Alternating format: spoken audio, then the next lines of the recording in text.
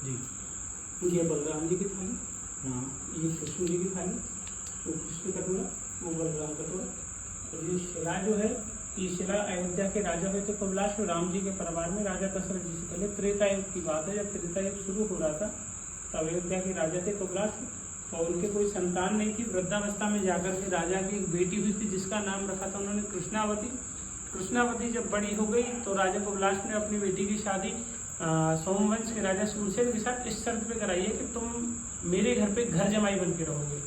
तो कृष्णावती की शादी जब उनके साथ कराई है तो कृष्णावती अपने पति को लेकर अपने पिता के घर यानी अपने मायके अयोध्या में रहने लगी। एक दिन क्या होता है कि राजा कमलाश अपने जमाई को साथ लेकर जब पड़ोस के राज्य भद्रावती पर आक्रमण करने गए, उस आक्रमण में ससुर जमाई मारी गई, कृष्णावती अकेली हो गई।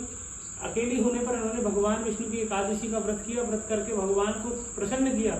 वृद्धावस्था में भगवान से वरदान लिया कि प्रभु अगर आप मुझको सच में ही कुछ वरदान देना चाहते हैं तो ऐसा अचल भक्ति मुझको दें कि जैसे अहिल्यापति के श्राप से पत्थर की शिला बनेगी जिसका आपके चरण से उद्धार होगा, मैं एक ऐसी जड़ शिला बनना चाहती हूँ कि जिसमें बालक रूप में आप मेरे ऊपर बैठ के भोजन करो और आपके मुखारविंद की जो जूठन मेरे पत्थर रूपी शरीर पे जब गिरेगी उसका स्पर्श जैसे ही होगा, उसके स्पर्श से ही मेरा उद्धार हो। तो त्रेता युग में भगवान विष्णु से वरदान लिया।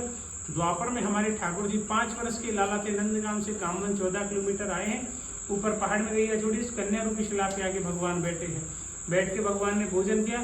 भोजन करने में थालियां नहीं थी, सखान के कहने पर भगवान ने प्रमाण दिया कि मेरे जाने के बाद मेरे भक्तों को ये पता चले कि मैं किस भाव से यहाँ किस भक्त के बंधन में बंधकर 5 वर्ष का आया और पत्थर पर बैठ के भोजन किया। तो बड़े भैया बलराम के लिए गोल थाली प्रकट किए, बड़ी थाली बलराम जी की, कृष्ण जी की थाली, तो कृष्ण कटोरा वो बलराम कटोरा। यह प्रकार भगवान ने सखान ने भगवान को जब यह भोजन कराया तो ठाकुर जी के मुखारविंद की झूठन जैसे ही इस राजा की बेटी के ऊपर गिरी है उसी समय इस कन्या रूपी शिला का उद्धार हुआ। तभी से इस स्थान को भोजन स्थली कहते हैं। अच्छा, भोजन थाली का महात्म पूरा ऐसे होता है कि भोग लाते हैं, लगाते हैं, तो प्रसाद पाते हैं किस भाव से कि हमारे भगवान ने यहाँ खुद बैठ के भोजन किया।